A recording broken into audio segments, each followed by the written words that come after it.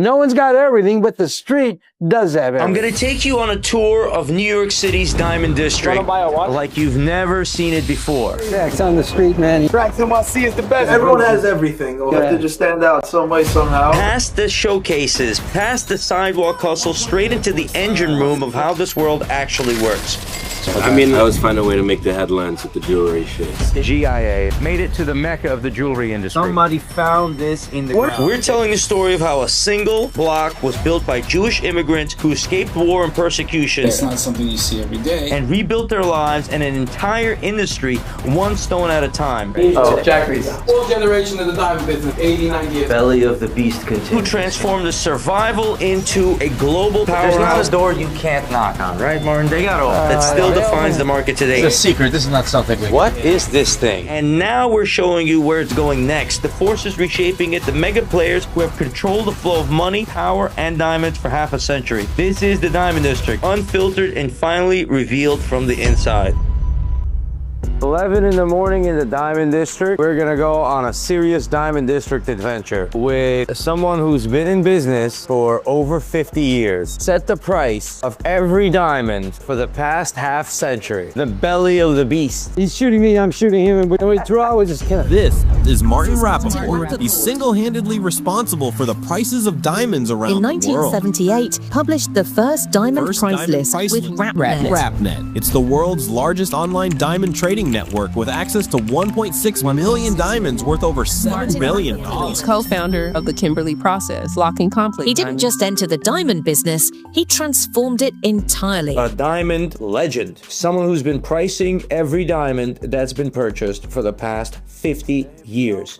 Someone who has extraordinary authority amongst the Jewish people and amongst everybody in the diamond world, from the miners to the cutters to everybody else. An eccentric man, you know, that's not scared of anything, but stands up for what he really believes in. And he's taking me on a tour, and he likes to wake up early.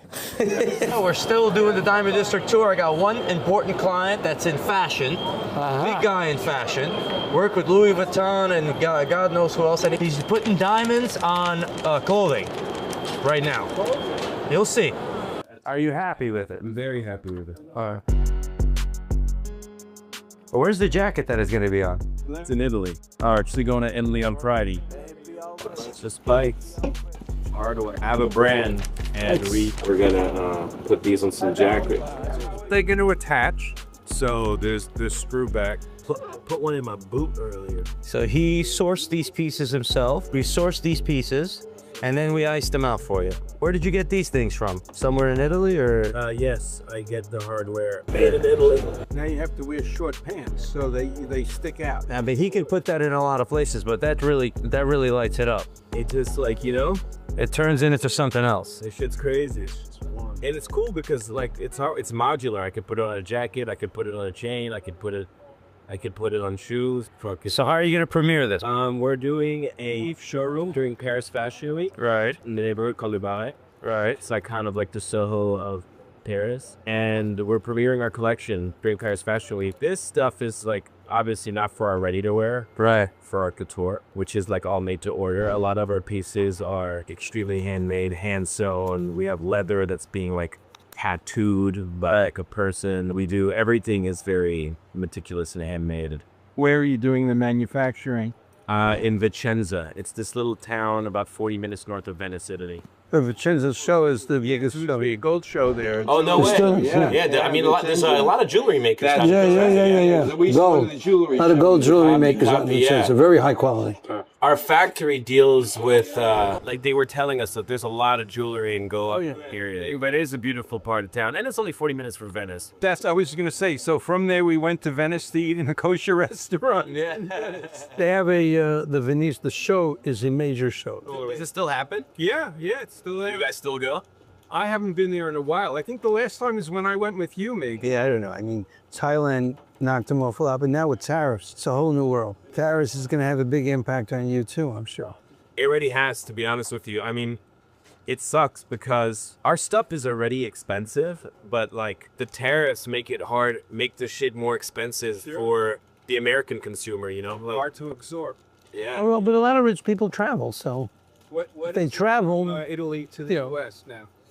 What? No, what was it? Fifteen, We 15 shipped a package with like maybe 4 pairs of pants into the U.S. and then they tried to charge us $1,500 for 4 pair of pants. For 4 pair of pants, and it's 15%. Our pants they retail for like 11,000. Our most expensive pair of pants, and production cost is still high. So they're not charging on this $11,000 retail price, but we're still paying catches of dollars for the pants to get made. So like we're getting mass, you know, this shit's crazy. Yeah, everybody's eating shit to one degree or another, but luckily, you know, on our end, we have a factory here, and that really helps. Like, this couldn't be me, but Anybody else? You got to survive, bro. What can you do? And look, you know, like France, you have VAT. If you try to sell anything from here to Europe, you get hit with VAT to import it into the country. These tariffs are pretty much like the European VATs. and VAT's crazy. It's like 20%. When you go to Europe, but here there's no VAT. I mean, okay, New York is sales tax, but the U.S. doesn't have VAT. Yeah. Trump's saying, we're going to charge you for this import stuff, and I'm going to reduce the income tax. So instead of taking so much of income tax, I'll take less. It's a play. It's what he's thinking. Well, let's see how it actually works out. The setting is perfect. Like every row of diamond. Like I was telling him, like the actual work on, like it looks beautiful. So everything worked out great. Now you just have to premiere this, and it's going to be one of the first diamond pieces of apparel I've ever seen. Yeah, it's gonna be fire. Obviously, I'll send you updates when I get to Italy. We're gonna try it out on a few different items, and Right, and we'll try to, you know, make it pop. I mean, whenever I like with jewelry, it's somehow, you know, I always find a way to make the headlines with the jewelry face. Yeah. No, they want you in they want you in the jewelry industry some way somehow. So you know, right now we're always here to support you, man. They Appreciate you, bro. appreciate it. All right, pleasure. I want to go to the secret place. Right. Secret place, everybody. You got to look for the barber hole. The barber thing. Ziggy found this place. No, yeah, Ziggy found it. How long you been creeping around 47th Street, Ziggy? 49 years. 49 years. How many years you been on the street? 21. All right, and I've been on I'm not far 50 behind. with Ziggy, so Yeah. you've been 100 and something years here. I mean, listen, this is one of the busiest streets in New York City, to be honest. This is where my first office was, 30 West. This is where I was, 5th floor. It was a quarter of an office. It was a desk that was so small. What was the rent? $100 a month.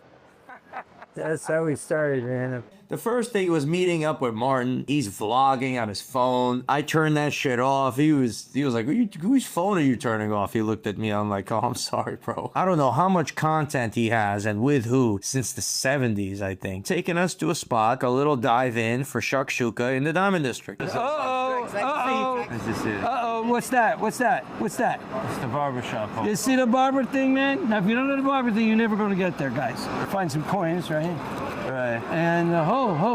The guy does your secret. shoes, okay? You got This man knows about it. He's been on the Oh, bar yeah, for he's a been long here time. for a while. I do. All right. And then, whoa, this is inside. And here's the barber. Yes, sir. He's having his shakshuka, okay? And this is where people hang out, like the secret place. Here's everybody hanging out. I want to try one, man. You want to try shakshuka, dudes? Hey, how are you? How do you like it in a burrito? Whatever you recommend, man. Recommend it in a cheese burrito.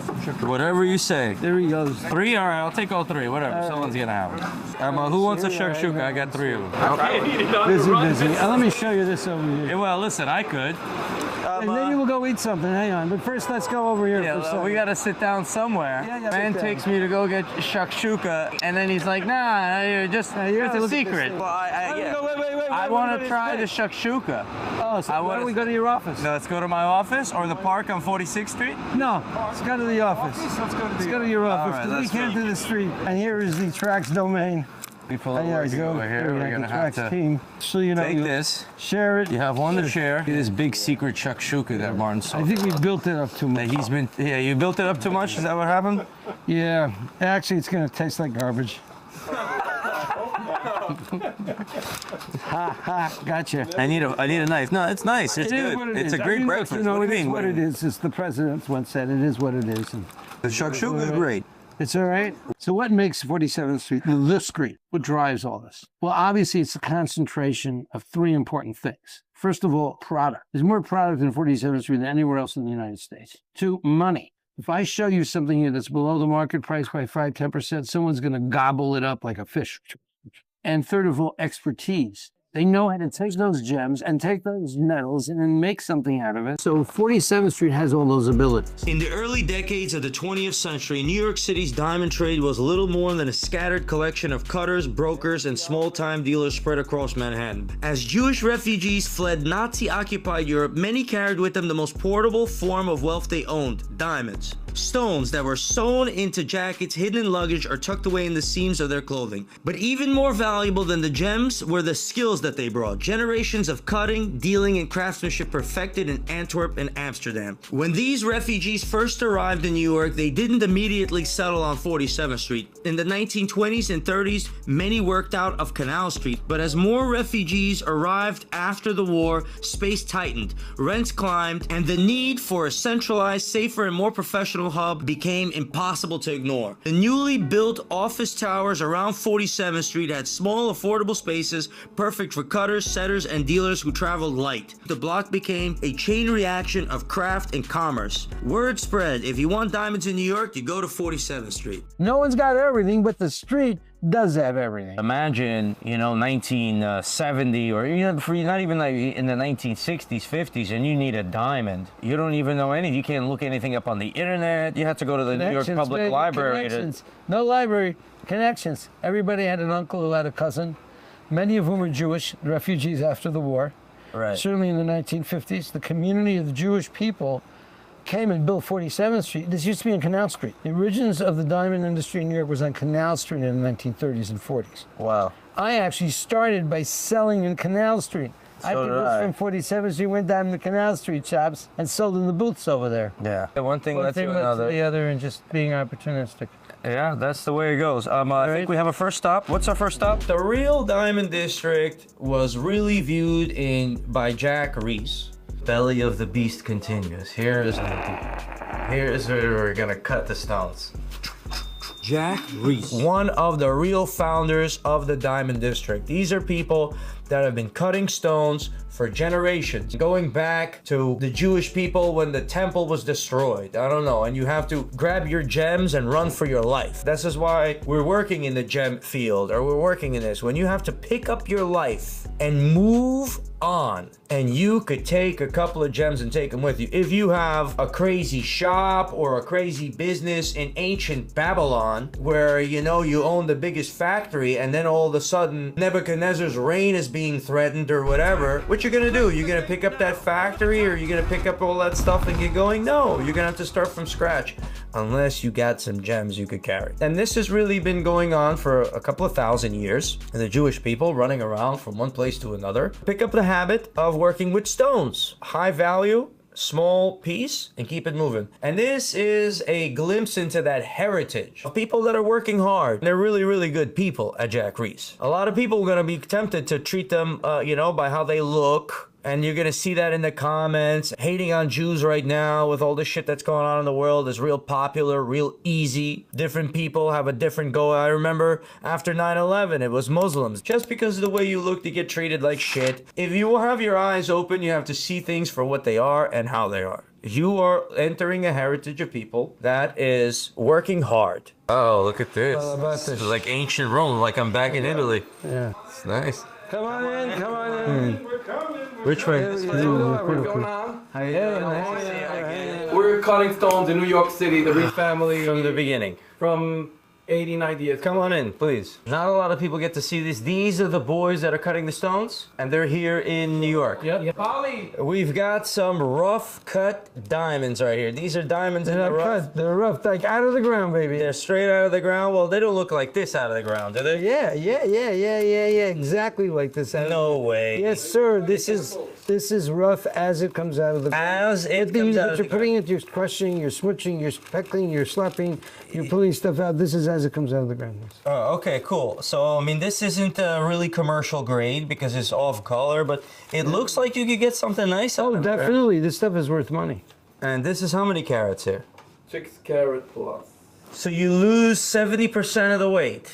No, 50%. Between 50 and 60% roughly of the weight will get lost in getting this into a finished natural diamond, okay? Beautiful finish. Okay. And you know what's amazing? Why are fancy shapes often less expensive than rounds? And the reason is because rough comes in a variety of shapes. It's not like synthetics all the same. Right. And therefore, when you know how to optimize the shape of a rough for a certain fancy shaped product, you're going to get a better yield. So you have to know how to look at the shape of the rough to decide the shape of the polished. Now you can take a look at what it looks like when the syringe tells you how to cut the diamond, the polished in the rough on the syringe here. I'm gonna take this rough cut diamond and I'm gonna put it on this machine right here. All right, we're gonna close it. That's set. It's set good. The stone is right here. We're gonna close it. And not only are they looking at the rough diamond's outside characteristics, but the syringe machine is also looking for imperfections in the diamond. Right. And then saying, well, if you cut it this way, you can get a round stone. That way, you can get an elongated stone. Another way, you can get something else. And it gives you all the options of what polished diamonds can be the result of this rough diamond. So now the stone is scanned, okay, the rough cut. Now let's go to the next part of the thing you were just looking at. And this is the stone that could be inside if you cut it. It's the cut planner. That's the whole trick of the business, planning and getting the most out of the money.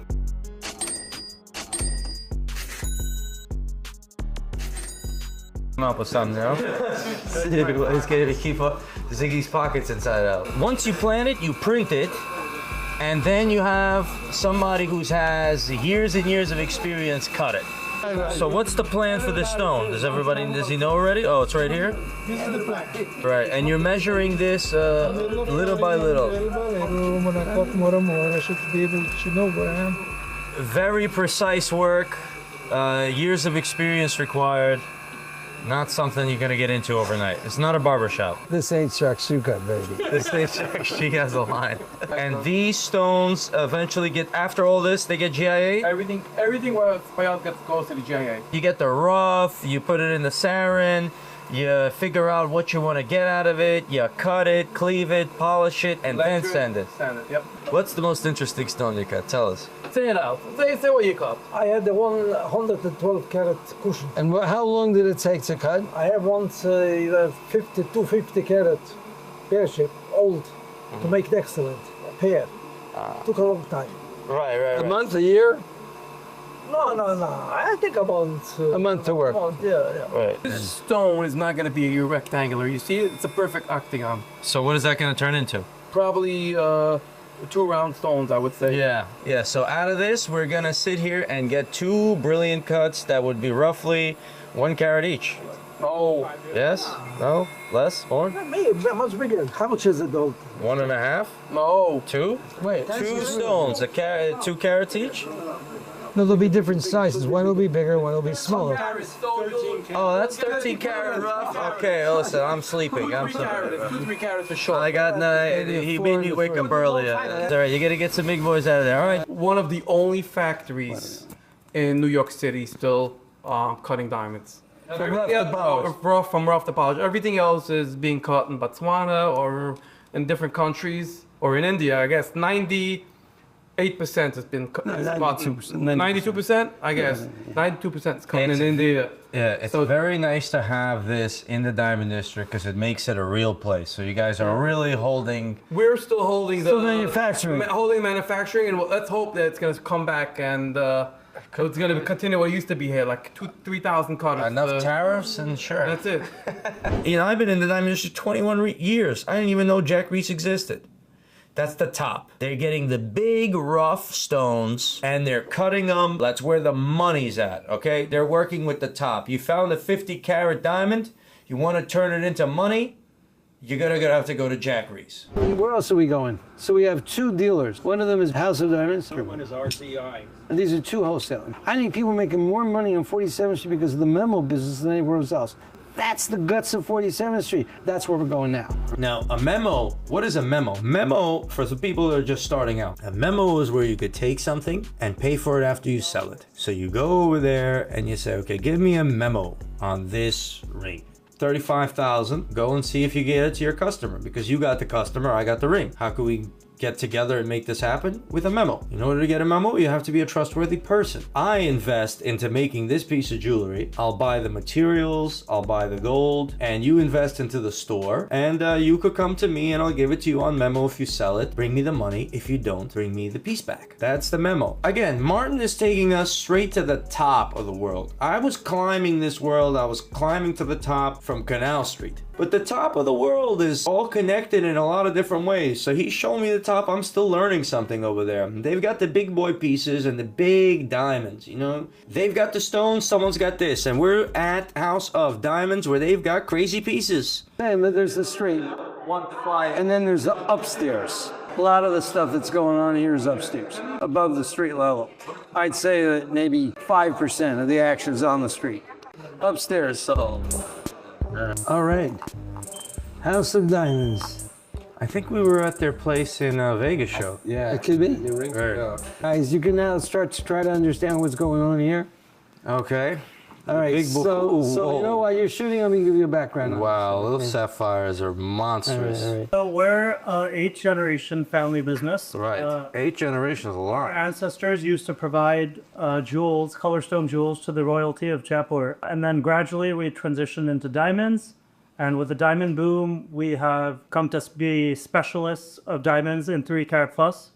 Fancy shapes. Our headquarters are in New York, and everything is based in New York. We're one of the largest memo houses. One of the largest memo houses, right? So where the word memo is popping around, some people don't know what you're talking about. There's different businesses on 47th Street. We've looked at people that are taking and manufacturing diamonds from rough. We've looked at people that are making jewelry. But a good part of the business on 47th Street is servicing the entire United States economy for diamonds. 20,000 jewelers across the United States of America that might need a specific stone for a specific client. Where are they going to find that stone and get it FedEx the next day? Well, here they are. Because of the strength of 47th Street regarding the amount of goods that we have here, we're able to fill any order pretty much in 24 to 48 hours. New York is leading in the entire aspect of demand for diamonds. This is a view you're not going to get anywhere in the world. 47th Street upstairs. It's incredible how much is in this industry and how many people depend on somebody wanting to wear a diamond. That's something that they want to wear. That jewelry goes back historically. Right. Before there was maybe even money. Guys got married, they gave what, cows in Botswana, right. Pearls in Japan, jade in China. The idea of gifting is fundamental to the culture of people. You go to the Arab world, do you know they give between 10 and 50% of their annual income they give as gifts? Right. It's a gifting culture. Right. We believe in gifts. We like gifts. I have jewelry from the Kalahari Desert made by the nomads. Right. Using ostrich shells. Right. Wow. People have been making jewelry time immemorial. I mean, you got it in the Bible. I mean, it's unbelievable. Where is it in the Bible? Well, first of all, there's the breastplate of the high priest that had diamond in it. Right. And then it says when Isaac meets Rachel, what does he give her? He gives her nose rings and bracelets. Bracelets and rings. So when you open up a grave from 10,000 years ago, and if it was an important person 10,000 years ago, what you're gonna find there is their weapons and their jewelry with them. That's right. Their sword, their bracelet, their this, their that. That's how it was. That's part of being a human being. How much value is in this tray right here? This is worth around $4 million. It's a $4 million tray. And what's the most expensive stone here? This would be this 10-carat DFL Type 2A diamond. It's a very exceptionally cut. Is it round? Is it round? It's oval. Oval. How much? 10 carat. Thank you. It's the full 10. DFL Type 2A investment quality, and it will cost you $1 million diamonds. What I think is the most important part about our industry, the trust. Right. When you think about human emotions, what is the most satisfying human emotion? It's when we can trust each other. Honesty is the most important part. I would rather trust an honest person than a really rich person. A really rich person could be dishonest. I'd rather trust someone who's honest and doesn't have that much money because I know he will pay me. Nowhere else in the world will you see people loaning these huge amounts of diamond solely based on trust. Who else will give you, like a $2 million loan? Like take your time, take a month with it, take 2 months with it, and you just let me know. Like banks would never do that. Popper open. You want to see these no filter. So if Taylor Swift got one of these, then we would be selling one of these, But just to be up here Holding a gem is quite the experience. This is how the business world works. I want you to be equipped with business knowledge on my channel. Okay, you watch the rest of these videos, you watch the library videos, you're gonna see businesses operate. Because I want you to have an advantage. I want to live in a society where people are productive and beautiful things are happening. Not where people are blind and getting fucked up. Buy the stuff. Yeah, and here we just got this. I'm sending to a customer. Let's see that. No, it's nice. Wow, that's beautiful. It's beautiful. Wow. Colombian too. Hard to get these things. So the memo business is competitive. We were just at another company that does pretty much the same thing, right? There must be thousands of different qualities and types of diamonds. How do you get the exact diamond you want the next day if you're a jeweler in Oshkosh or somewhere? Well, you got these memo houses like the place that we're at right now. These people keep an inventory of tens of millions of dollars of diamonds. And the whole purpose is that when the jeweler calls, he gets to them the next day. Right. Martin says, and he rarely says it, when he says something, it means something. The man says that this gentleman right here has an important story. Okay, so how long have you been in the business, sir? Since I was 18, sorry. Me too. Really? Okay, yeah. Yeah, I showed up here in 2004. You showed up around here and... Oh, I started the business in 86. That's the year I was born. And it's all right. What's unique? I mean, what did you do? How did you get your foot through the door? It all started with my father passing, unfortunately, at the age of 46. Right. I was 18. I just graduated. He worked full-time in Xerox, and he always had some side things. And one of the side things was selling gold jewelry for the last year that he was alive. So when he passed, I had to take over, unfortunately. You know, obviously take care of the household. And my sister was 12. And I started selling the gold just to friends and family. And then eventually, I ended up having 21 people selling for me at Xerox, Kodak, and Delco, which is all the factories in our city, right. Rochester. So I had 21 people selling about $1,000 a month. And eventually, I went and got some beauty shops. I had 13 beauty shops selling $1,500 a month, and I was selling about $5,000 a month. Then I went to jewelers. Right. Sold the gold, couldn't sell it to them. That was too expensive. Found somebody that was cheaper. Partnered with the guy. This is the short version, Martin. What made you successful? Just tell us the secret. You know, I mean, you fought this business. I'm sure you went through hardships. People stole, people people ran off, people lied, people thought they were better than you and they do it themselves. For sure, 100%. Yeah. But they all ate dirt in the end. In the end, I think my success is a few things. First of all, I came from the outside. Everybody, you know, the business is predominantly dominated in the wholesale end of things by Jews, right, and by Indians. I'm an outsider. I came in. You're Italian? I'm Sicilian. Sicilian? Excuse me, Sicilian. But in the end, by coming from the outside and living in Rochester, which is also an advantage in some cases, I saw the industry being very archaic. Back then, everybody was writing things on paper for their memos, their invoices. I came in with computers. I used FedEx when everybody else was being cheap and using registered mail. So I was doing everything overnight. Everybody else was still doing the reg mail. And you know, I also came up with our original lifetime trade-up policy, which is the only one in the industry that sticks to it, by the way. We started that in 2000. So any diamond that anybody buys from us, they can trade it in and get full value. Right. As they trade it in and it's not damaged. So you use reason, logic, and business tactics I looked at other to pry it open. Like Walmart and local businesses, and I saw the stuff that they were using, and I said, why don't we apply that in our industry? And you schmeiced the competition. Yeah, I did pretty well, I think. Everyone always said it was impossible to do out of Rochester, which, no, listen, New York City is where everybody is, right? If you're going to start a business, it's easier to start it here in diamonds as opposed to where I was. Nobody was into diamonds. So everybody that worked for me, obviously, I had to train from scratch because nobody knew the diamond business. So it was a tough haul, but yeah, I think it was also a little easier because they didn't have the bad habits of what the industry had, if that makes sense. Like here, everybody goes in an elevator and they all share their misery. It's like they all complain about business constantly. But I always tell you guys, don't listen to it. In Rochester, I can control the atmosphere. I can control everything because we're the only ones there. It's to be all buildings. This is the famous hole of my first office was right over here on 46th Street. So my first office was, I think, $450 a month or $650 a month, right over here. And I remember thinking, am I gonna make that $650 rent? There's a lot of filler in here. I think so.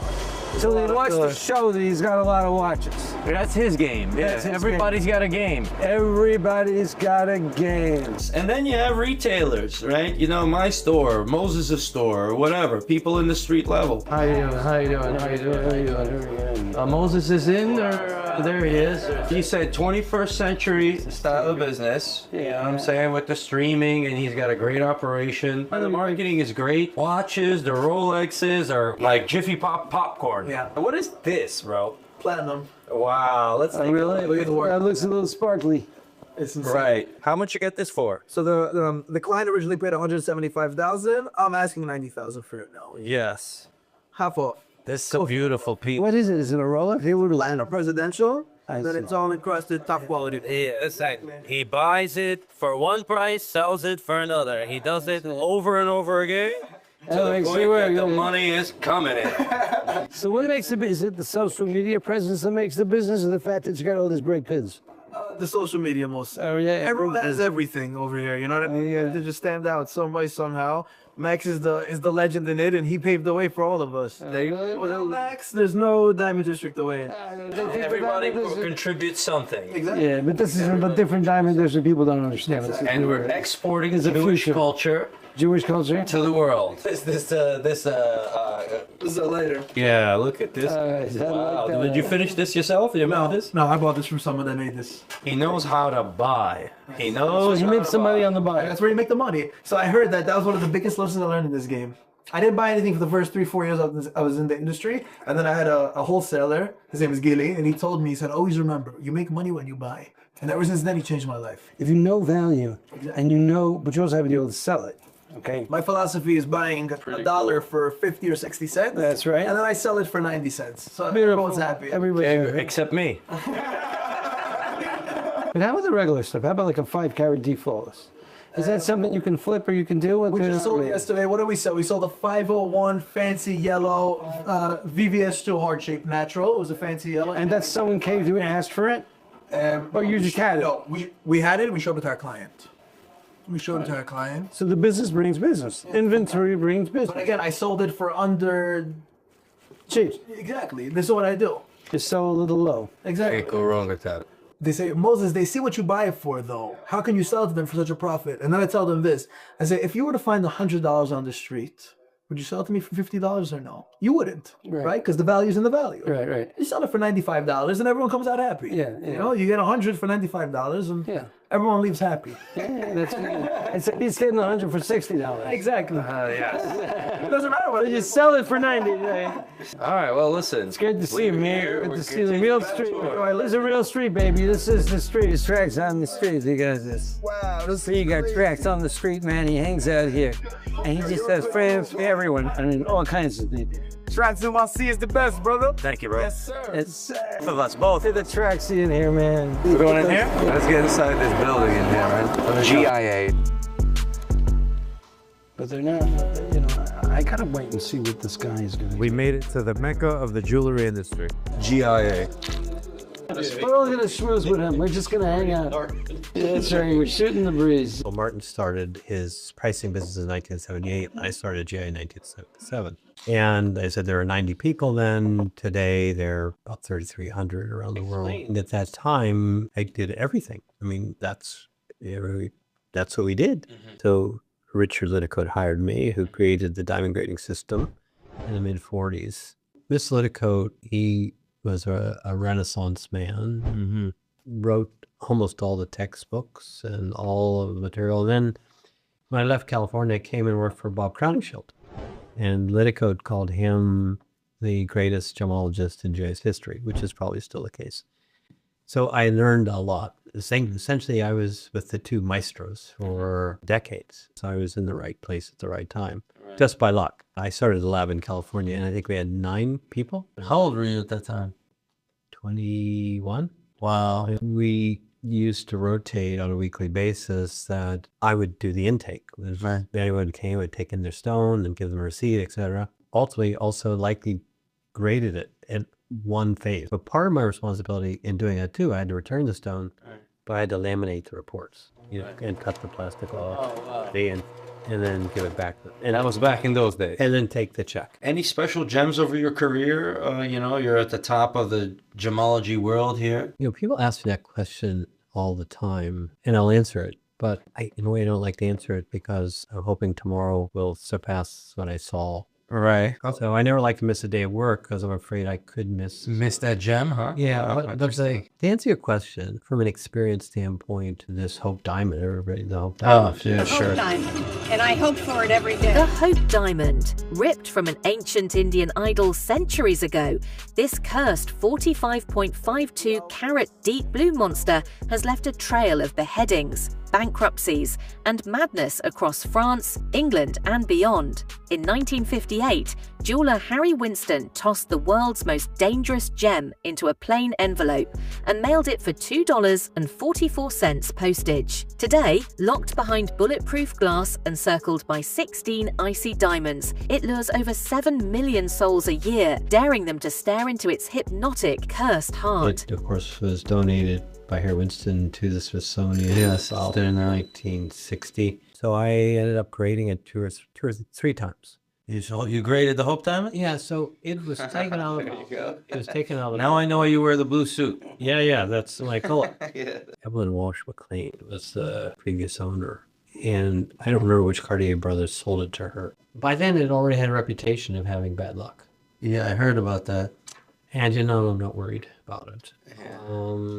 And I think she had a child that died. That you can read the history. Stop for a moment. I'm grading. I'm thinking all these things, and I'm thinking, what if I have bad luck? And there was another famous diamond, Wittelsbach. Wittelsbach. It's not the Wittelsbach. What is that? It's amazing blue. You can look that up. Another blue. Yeah, 30 carats. 30. The world wanted to know. A lot of people wanted to know: is it part of the Hope Diamond? It had a similar appearance. Right. Both had this red phosphorescence like this that are out here.